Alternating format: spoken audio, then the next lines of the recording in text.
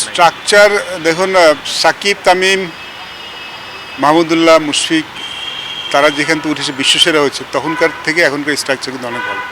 এটা নিশ্চয়ই আপনি মানবেন। তখন যে এই ফার্স্ট ক্লাস ক্রিকেট হতো তার থেকে এখন সুযোগ সুবিধা অনেক বেড়েছে, উইকেটের মান অনেক বেড়েছে।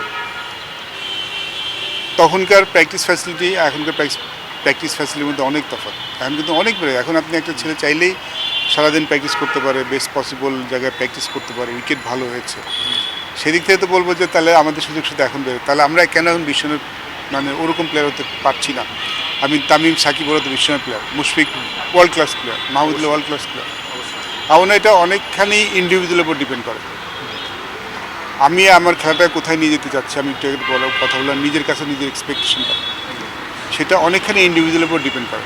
আমরা আমরা আমাদের ফ্যাসিলিটির কথা বলতে পারি, আমরা আমাদের স্ট্রাকচারের কথা বলতে পারি, আমরা কোন ক্রিকেটটা খেলি সেটার কথা বলতে পারি। সেটাতে কিছুটা যে ল্যাকিং নেই তা আমি বলবো না। ডেফিনেটলি রঞ্জি ট্রফির স্ট্যান্ডার্ড আর বাংলাদেশ ন্যাশনাল টিমের স্ট্যান্ডার্ড সেম নয়, সমান হবে না। অস্ট্রেলিয়ান শেফিল্ড শিল্ডের স্ট্যান্ডার্ড আমাদের সব সেম হবে না, কিন্তু এর থেকে খারাপ স্ট্যান্ডার্ডে কিন্তু আমরা অনেক ভালো প্লেয়ার পেয়েছি। তাহলে এখন কেন পাচ্ছি না? এখন আমার কাছে মনে হয় এটা lot to do with individuals.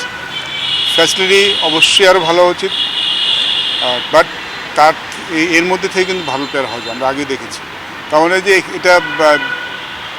এটা ইন্ডিভিজুয়ালের উপর অনেকখানি ডিপেন্ড করছে। যেটা বললাম যে আমরা আসলে নিজেদেরকে কোথায় দেখতে চাই, আমরা ওই মানসিক যেই পরিশ্রমটা সেটা কতখানি করতে চাই, সেখানে কিন্তু আমরা এখন দাঁড়িয়ে আছি। কোয়ালিটি আরও ভালো হওয়া উচিত, আমাদের স্কিলের দিক দিয়ে আমরা পিছিয়ে আছি, এটা তো বলাই যায়। বাট এই স্কিল নিয়েই কিন্তু আরও ভালো করা সম্ভব।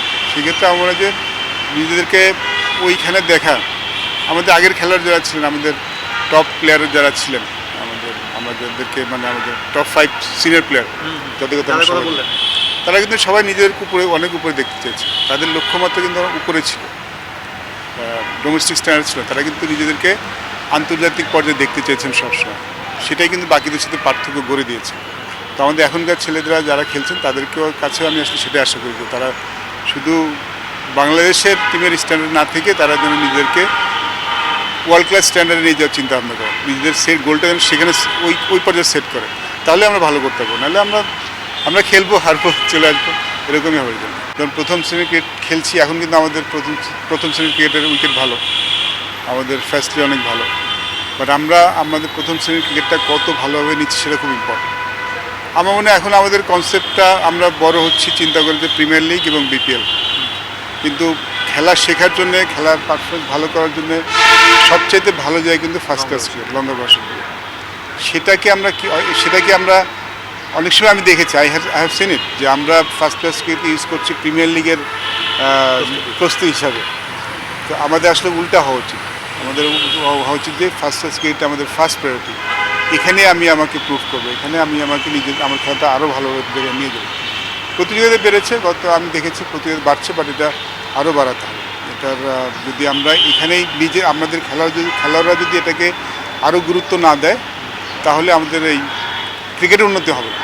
টেস্ট ম্যাচের রেজাল্ট তো পরে, আমাদের ক্রিকেট উন্নতি হবে না। বিকজ আমাদের ক্রিকেট যদি উন্নতি করতে হয়, প্রথম শ্রেণীর ক্রিকেটকে খেলোয়াড়দের সবার আগে টপ প্রায়োরিটি দিতে হবে।